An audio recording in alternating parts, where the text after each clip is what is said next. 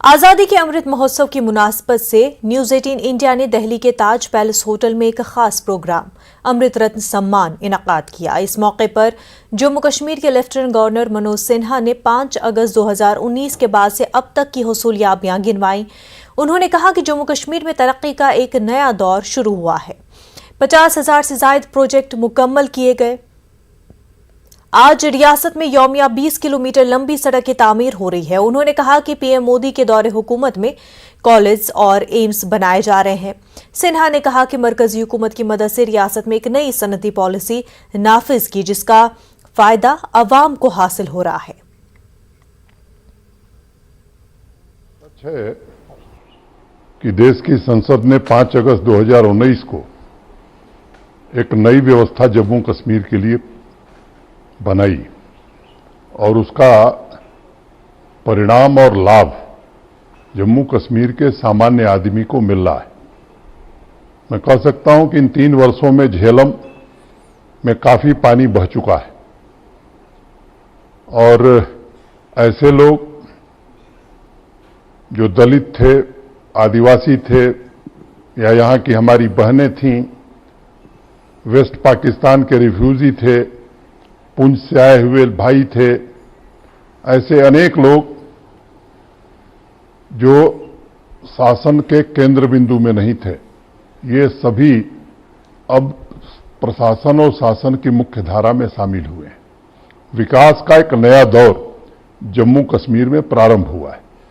मैं अपनी बात कहूं, मुझे लगता है कुछ आंकड़े अमिताभ जी मैं आपके सामने और आपके माध्यम से देश के सामने रखना चाहता हूं और इसलिए मैं इस कागज का इस्तेमाल करूंगा। मुझे लगता है कि तस्वीर ज्यादा स्पष्ट हो जाएगी। थोड़ा धैर्य से मैं कहूंगा कि 2 मिनट हमको समय दीजिए। बिल्कुल बिल्कुल। देखिए, नेशनल फैमिली हेल्थ सर्वे के मुताबिक नवजात शिशु मृत्यु दर का नेशनल एवरेज 24.9 है और जम्मू कश्मीर में सिंगल डिजिट है 9.8। ये 3 सालों का बदलाव है। अगर मैं शिशु मृत्यु दर की बात करूं तो जम्मू कश्मीर में 16.3 है, नेशनल एवरेज 35.2 है। ये 3 सालों का बदलाव है। जम्मू कश्मीर फुटबॉल एसोसिएशन में बिरयानी घोटाला सामने आया है, जिसमें मुफ्ती मेमोरियल गोल्ड कप और खेलो इंडिया के दौरान खिलाड़ियों के लिए बिरयानी की खरीदारी पर 43 लाख रुपए के फंड्स को धोखाधड़ी से खर्च किया गया है। एसीबी ने JKFA के आला ओहदेदारों के खिलाफ मुकदमा दर्ज कर लिया है और तहकीकात शुरू कर दी है। खिलाड़ी और अवाम इस नए स्कैंडल से मायूस है। पेश है हमारे assistant news editor Parvez Bhatt की एक खसूसी रिपोर्ट।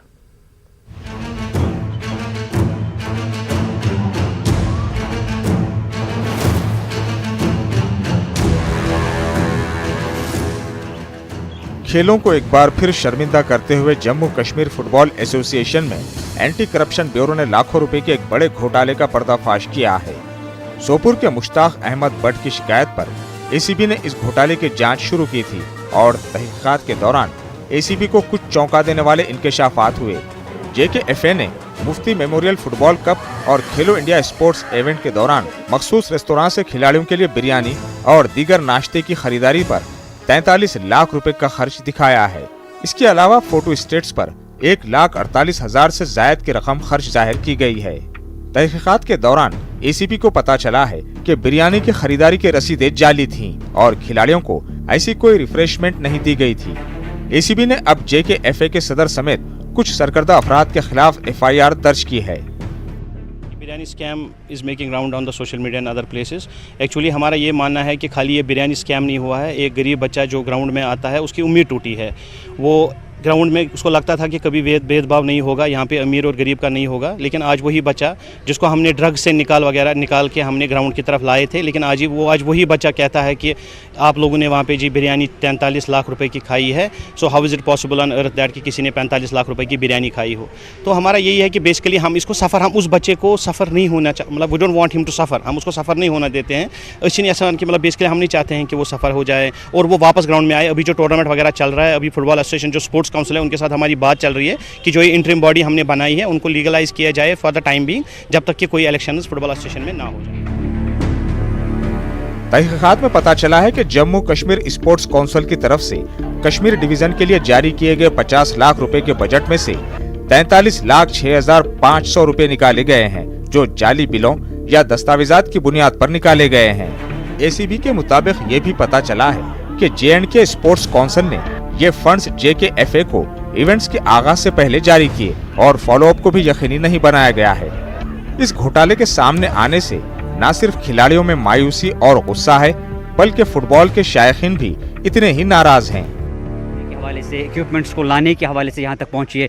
जो इंटरमीडिएट बीच में एजेंसीज होती हैं, चाहे ऑर्गेनाइजेशन हो या कोई एसोसिएशन हो, उनका काम ये है कि उस पैसे को सही तरह से उन लोगों तक पहुँचाए जिनका वो हक होता है, चाहे वो ग्राउंड बनाए, चाहे वो इक्विपमेंट लाए। लेकिन जब आप इस तरह की धांधलियाँ करेंगे, जो धांधलियाँ लोगों के सामने मंजर आम आई, अब वो बाद में साबित होगा कि वो सही है कि गलत है, लेकिन फ़िलहाल इल्ज़ामात लगे हैं कि आपने कितने लाख की बिरयानी खाई है, कितने रकूमात बाहर से आए हैं, वो कहाँ पे खर्च हुए हैं। देखिए, कहीं ना कहीं फिर नौजवान का दिमाग, हम कहते हैं कि ये क्यों दूसरी आदतों में लगा है।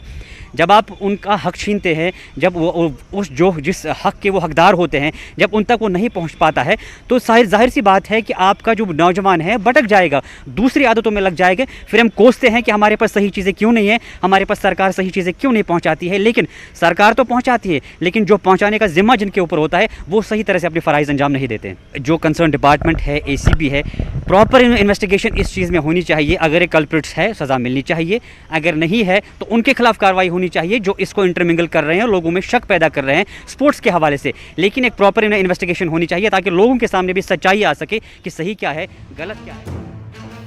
बिरयानी घोटाला गुज़िश्ता चंद दिनों से सोशल मीडिया प्लेटफॉर्म्स पर हलचल मचाने के बाद खेलों के माहिरीन ने इस घपले में हुकूमत के कुछ सीनियर ओहदेदारों के भी मुलविस होने का खदशा जाहिर किया है। उन्होंने इस मामले की मुनासिब जांच का मुतालबा किया है। यूँ तो बिरयानी का नाम सुनते ही लोगों के मुंह में पानी आ जाता है और चेहरे पे एक रौनक आ जाती है। ताहम बिरयानी कश्मीर में आज अलग ही वजूहात से सुर्खियों में बनी हुई है। दरअसल जम्मू कश्मीर फुटबॉल एसोसिएशन का जो नया स्कैम आया है, उसमें तकरीबन 33 लाख की बिरयानी के रिसीप्ट तो दिखाए गए हैं, ताहम वो बिरयानी न कभी खरीदी गई और ना प्लेयर्स तक पहुँच पाई है। ACB ने इस मामले में केस दर्ज कर लिया है और तहकीकात जारी है और उम्मीद की जा रही है कि जो इसमें इन्वॉल्व पाए जाते हैं उनको कड़ी से कड़ी सज़ा मिले। जहांगीर अजीज के साथ परवेज भट्ट, न्यूज़ 18 और दूसरे नगर।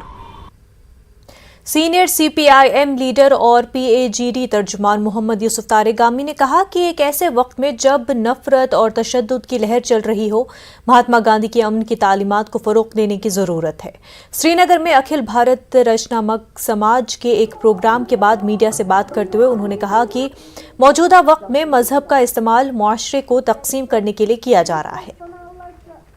आज के वक्त में जबकि दूरियां पैदा हुई हैं, आज के वक्त में जबकि नफरतों का दौर है, आज के वक्त में जबकि धर्म को और मजहब को इस्तेमाल किया जाता है समाज को तोड़ने के लिए, एक मैसेज की ज़रूरत है। वो मेरी नहीं, वो सबसे बड़ी शख्सियत, तारीखी शख्सियत महात्मा गांधी जी की है कि हमने रहना है, जहाँ भी रहना है एक साथ मिलकर रहना है और इंसान बनकर रहना है।